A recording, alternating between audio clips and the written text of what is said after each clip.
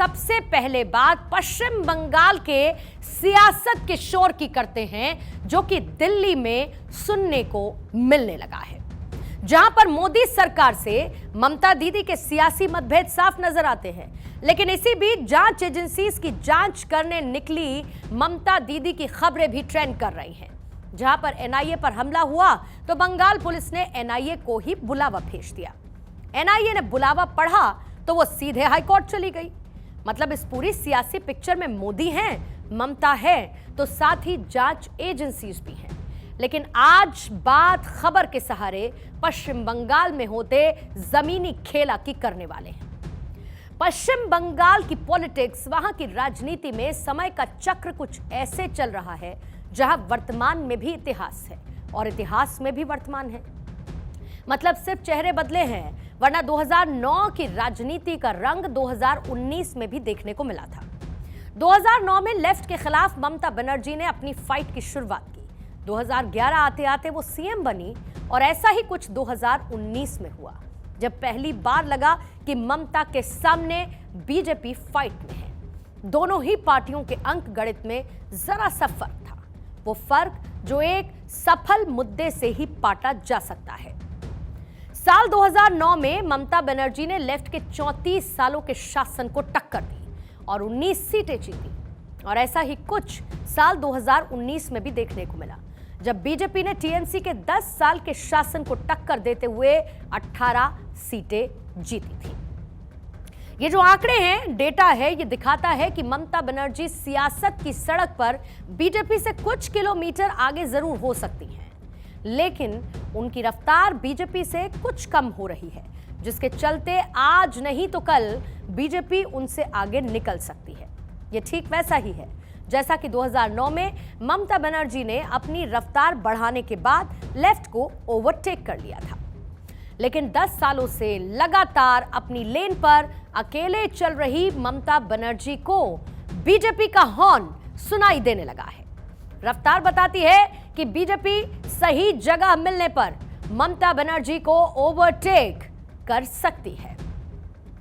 और अगर बीजेपी ममता बनर्जी को ओवरटेक करती है तो सबसे बड़ा नुकसान टीएमसी का नहीं होगा, बल्कि सबसे बड़ा नुकसान होगा विपक्ष यानी कि ऑपोजिशन का। आज की तारीख में बीजेपी के खिलाफ कोई विपक्ष का सबसे स्ट्रॉन्ग प्लेयर है तो वो ममता बनर्जी ही हैं। और अगर ममता बनर्जी भी इस सियासी खेल में आउट हो जाती हैं तो विपक्ष एक कमजोर टीम बनकर रह जाएगा।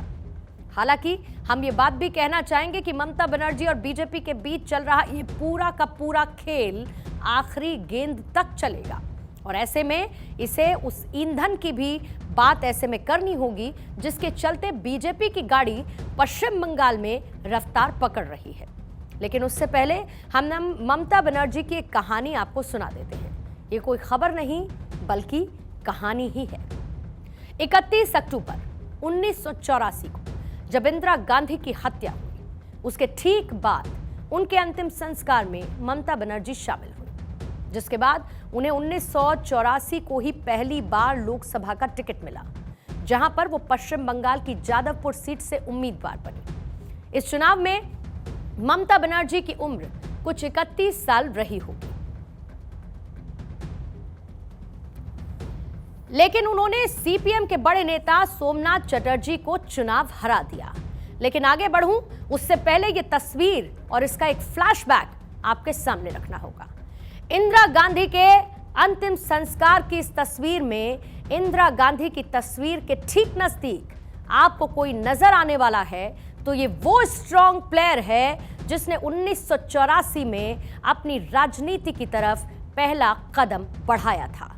ममता बनर्जी इसमें आपको नजर आ रही हैं और यहीं से ममता बनर्जी लाइमलाइट में आई।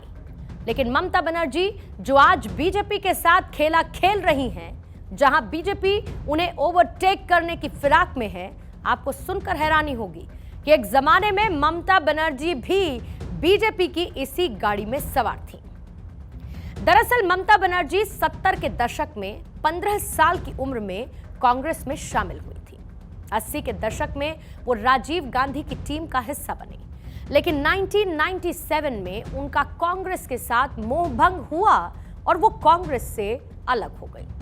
इसके बाद 1 जनवरी 1998 को उन्होंने अपनी पार्टी टीएमसी बनाई, यानी कि तृणमूल कांग्रेस बनाई, और फिर वो अटल बिहारी वाजपेयी सरकार का हिस्सा बन गई, यानी कि बीजेपी का हिस्सा बन गई। बीजेपी के नेतृत्व वाली एनडीए सरकार में ममता बनर्जी रेल मंत्री भी बनी और फिर 2011 में पहली बार पश्चिम बंगाल की सीएम बनी। आपको ये तस्वीरें भी देखनी चाहिए।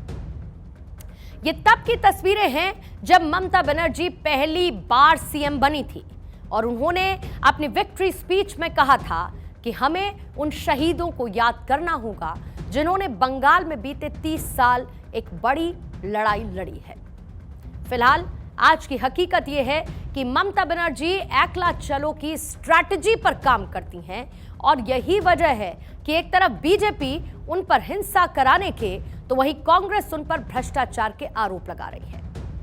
बीजेपी ने मांग की है कि चुनावों के बाद भी अगले 3 महीने तक फोर्सेस यहां पर तैनात रहें ताकि पोस्ट पोल वायलेंस देखने को ना मिले। ममता बनर्जी खुद को न केजरीवाल और हेमंत सोरेन से तुलना करे तो बेहतर होगी। केजरीवाल हेमंत सोरेन के खिलाफ क्या हुआ और ममता बनर्जी और उनके खोखा बाबू के खिलाफ क्या हुआ, भतीजे के खिलाफ क्या हुई, लोग आम लोग की जानकारी इसमें है। बंगाल में घोटाला हुई है, कोर्ट की निगरानी में सारे घोटाले की जांच हो रही है और उससे जो निकलते हैं वो हम सब देखते हैं। लेकिन दीदी हमारे बहुत चालाकी की तरह, बहुत चालाकी की हैसियत से दीदी 2 को 2 से 4 कर देते हैं। ये यहाँ एमसीसी हटने के बाद भी 3 महीने तक सेंट्रल पैरामिलिट्री फोर्स को रहना चाहिए टू प्रिवेंट द गुंडा patronized by the TMC and save the common people and voters for the greater interest of the constitution and democracy. पश्चिम बंगाल की 42 लोकसभा सीटों के लिए ममता बनर्जी ने अपने सभी प्रत्याशी भी घोषित कर दिए हैं। सवाल उठना लाजमी है कि आखिर उस दौर में जब उनकी खास विरोधी पार्टी ने पिछले लोकसभा चुनावों में वोट शेयरिंग में केवल 2.7% वोट से ही पीछे रही, तो उसके आगे बढ़ने का उन्हें जरा भी भय नहीं है। आखिर ममता बीजेपी को कमतर आंकने वाले कॉन्फिडेंस की उनकी वजह क्या है? ममता बनर्जी के लोकसभा चुनावों में बीजेपी और टीएमसी की लड़ाई के एक पैटर्न को आप जरा देखिए तो टीएमसी आगे नजर आती है, लेकिन बीजेपी की रफ्तार उतनी ही तेज है जैसा कि हमने पहले कहा कि आज नहीं तो कल बीजेपी टीएमसी को ओवरटेक कर सकती है।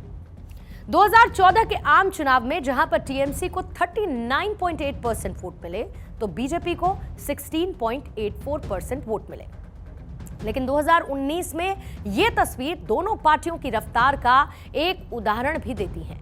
जहां पर बीजेपी को 40.6% वोट मिले तो फिर टीएमसी को 43.3% वोट मिले, यानी कि फासला सिर्फ 2.7% का नजर आता है 2.7% वोट शेयर का। टीएमसी ने 2014 और 2019 के बीच 3.9% अंक की वृद्धि दर्ज की, लेकिन फिर भी 12 कम सीटें जीती। बीजेपी की रफ्तार को देखते हुए टीएमसी आज बीजेपी से यही कहना चाहती होगी कि काइंडली मेंटेन डिस्टेंस, यानी कि कृपया उचित दूरी बनाए रखें। अब इस बीच एक सवाल तो यह भी उठ सकता है कि 2014 और 2019 के सहारे 2019 और 2024 को कैसे समझा जा सकता है, क्योंकि यह भी तो मुमकिन है कि 2014 से 2019 में तेज दौड़ने वाली बीजेपी की रफ्तार धीमी हो गई हो, वो शायद टीएमसी से काफी पीछे चल रही हो। इसके लिए कुछ फैक्ट्स पर बात करनी होगी। साल 2019 लोकसभा चुनाव के आंकड़े ये बताते हैं कि पश्चिम बंगाल की कम से कम 3 सीटें ऐसी हैं जहां पर कांग्रेस का वोट बैंक इतना जरूर है जो कि वो टीएमसी के अलग लड़ने की दशा में बीजेपी को फायदा पहुंचा सकती है, जैसे कि राज्य की मालदा उत्तर, जंगीपुर और मुर्शिदाबाद सीट पर कांग्रेस को मिलने वाले वोट निर्णायक हैं। और अगर ये पार्टियां अलग अलग लड़ रही हैं तो फायदा बीजेपी को होने वाला है। अगला फैक्टर है वोट कन्वर्जन का। टीएमसी ये जानती है कि बंगाल में टीएमसी, कांग्रेस और लेफ्ट का वोट बैंक एक ही है और ये अगर आपस में मिलकर चुनाव लड़ते भी हैं तो किसी भी दल को कोई फायदा नहीं हो सकता है। यहां का चुनावी इतिहास ये बताता है कि कांग्रेस और वामपंथी पार्टियां मिलकर चुनाव लड़ती रही हैं पर अपने वोट ट्रांसफर करवाने में असफल रही हैं। और जब वोट बैंक सबका एक ही है तो जाहिर है कि कोई किसी को शेयर देकर आगे के लिए मुसीबत क्यों लेगा। ऐसे में सेम वोट बैंक में भी बीजेपी फायदे में नजर आती है। ममता बनर्जी कहती हैं कि उनकी सेक्युलर पार्टी बंगाल में बीजेपी को रोकने के लिए जो भी जरूरी होगा वो करेगी।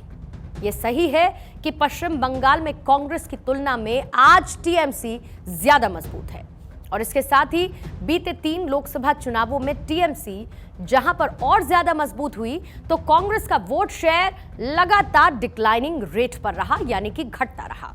पर टीएमसी को यह नहीं भूलना चाहिए कि कांग्रेस आज भी मुस्लिम बहुल इलाकों में मजबूत है। शायद कांग्रेस से दूरी बनाने का कारण भी यही है कि कांग्रेस के वोट बैंक पर ममता सिर्फ अपना कब्जा चाहती हैं और मुस्लिम वोट बैंक की ये लड़ाई भी बीजेपी के लिए सियासी फायदे का सौदा है। सबसे बड़ा हालिया मुद्दा संदेश खाली, जहां पर टीएमसी इस मुद्दे को लेकर डिफेंसिव मोड में नजर आती है तो बीजेपी ने संदेश खाली की पीड़ितों को ही मैदान में उतारकर एक बड़ा मैसेज दे दिया है। बीते 4 अप्रैल को पश्चिम बंगाल के कूच बिहार में एक रैली के दौरान प्रधानमंत्री नरेंद्र मोदी ने कहा कि संदेश खाली में जो कुछ हुआ वो टीएमसी सरकार के अत्याचार की पराकाष्ठा थी। बीजेपी का वादा है कि वो इन आरोपियों को सजा दिलवाकर रहेगी। पूरे बंगाल ने, पूरे देश ने देखा है कि कैसे टीएमसी सरकार ने संदेश खाली के गुनहगारों को बचाने के लिए पूरी ताकत लगा दी। संदेश खाली की महिलाओं के साथ जो हुआ वो टीएमसी के अत्याचार की पराकाष्ठा थी। यानी कि बीजेपी के पास बंगाल की सियासी सड़क पर उतरने के साथ ही वो सारे सियासी हथियार भी मौजूद हैं जिससे ममता दीदी के सत्ता रूपी पहिए को पंचर करने में ज्यादा वक्त लगता दिखाई नहीं दे रहा। महज 1.2% की दूरी जिसे पाटने में शायद एक मुद्दे का ही जोर हो, एक्सेलरेटर पर उसको काफी ध्यान देना होगा।